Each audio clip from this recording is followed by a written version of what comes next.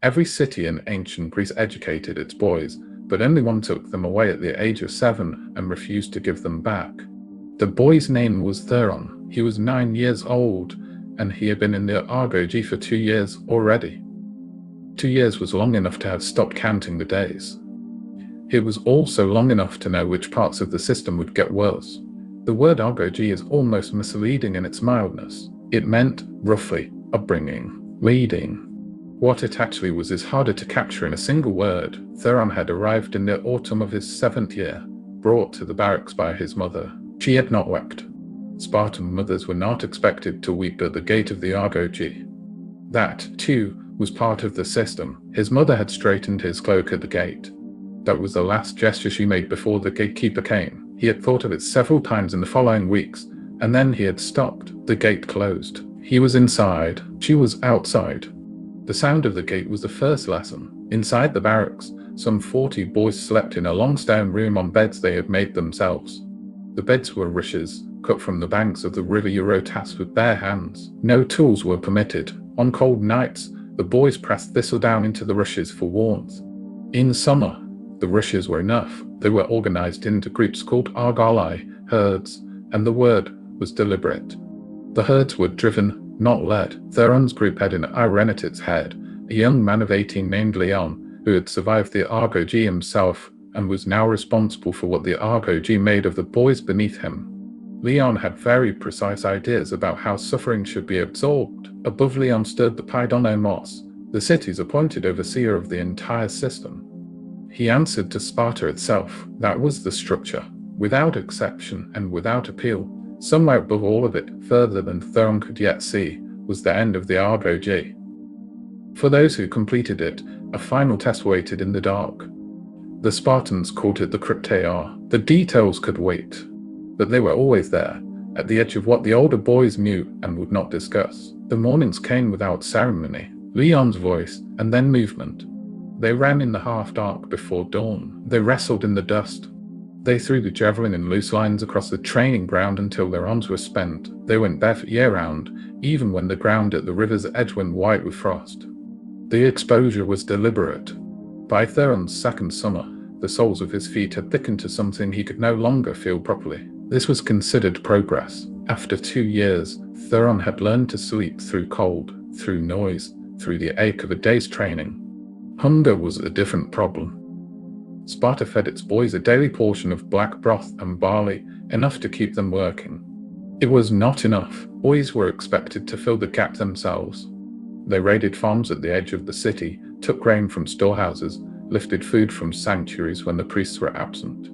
None of it was counted as an offense. A boy who was seen was flogged, not as punishment for taking what he needed, but because he had been visible while taking it. Theron had been caught once, in the first year.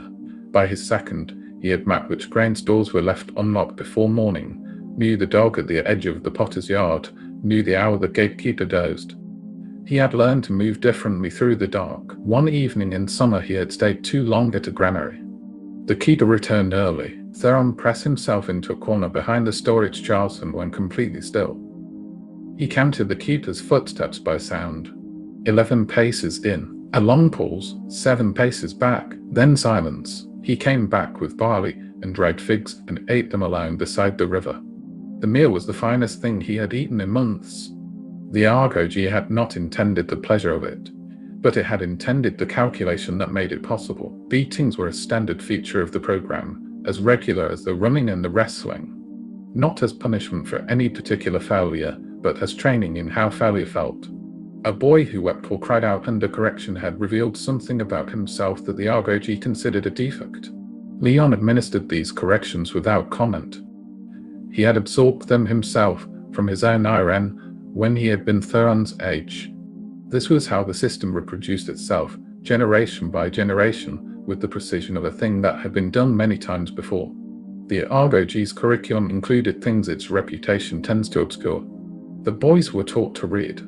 They studied poetry. They sang information at city festivals, where the choral performances were observed with the same attention given to any other martial exercise. Sparta had a word for the economy of speeches expected of its men.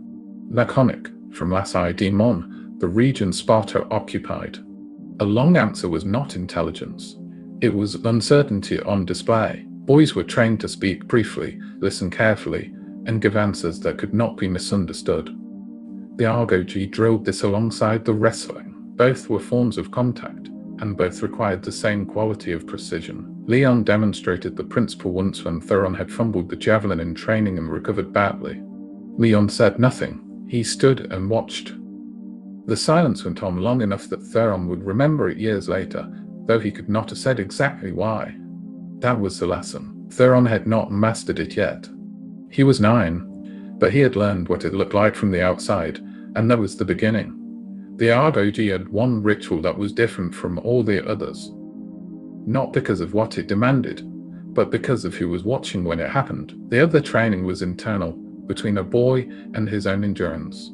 The flogging at the altar of Artemis, or the R, was not. It was conducted in front of the city. Parents, elders, men who had been through the agoge themselves. The system made many things. The altar made them public. The ritual came once a year, in early spring. No boy needed to be told when it was approaching. The silence in the barracks changed in the weeks before it. The sanctuary of Artemis, or the R, stood at the edge of the marshland near the Eurotas. Stone, simple, old. The altar inside had been worn smooth by generations of exactly this. The boys stood in a line and moved toward the altar one by one. No ceremony of preparation. A boy walked to the stone and stood, and what happened next happened. The strokes were with willow switches. Willow not because it was gentle, but because it was not. The point was to draw a response from the boy standing there, so that whatever response he withheld could be measured. A boy who cried out had failed. A boy who flinched, who moved, who let any change cross his face, had failed. Failure here was not a private thing. The entire city had attended to witness it. Theron watched the boy ahead of him in the line. A boy from another agoge, perhaps a year older. He made a sound after the third stroke, small, involuntary, the kind of sound no one present pretended not to hear. He was led from the line. He did not look at anyone. By the evening, he was gone from the common spaces of the barracks, and no one spoke of him. Then it was Theron's turn. He walked to the altar and he stood. What happened at the altar is not carried in any name, because the agoge did not keep names. It kept standards. What is recorded is the kind of boy the ritual produced. They did not look triumphant when it was done. They looked like people who had been somewhere the watching crowd had not, and had come back without needing to describe it. Something had settled in the boys who endured it.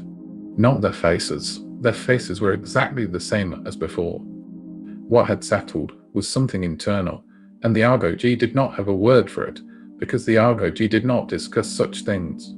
The logic of the altar was the logic of the agoge made visible. The system had no interest in making boys who did not feel pain. It had an interest in making boys who had learned that pain did not need to become a performance. After the ritual, the city continued. Winter came again. Theron lay on his rushes in the dark. Somewhere below him, a stone held the cold of the ground. He had been cold for most of 3 years. He had stopped being able to remember a night when he was not. On the other side of the barracks wall, the city had its fires.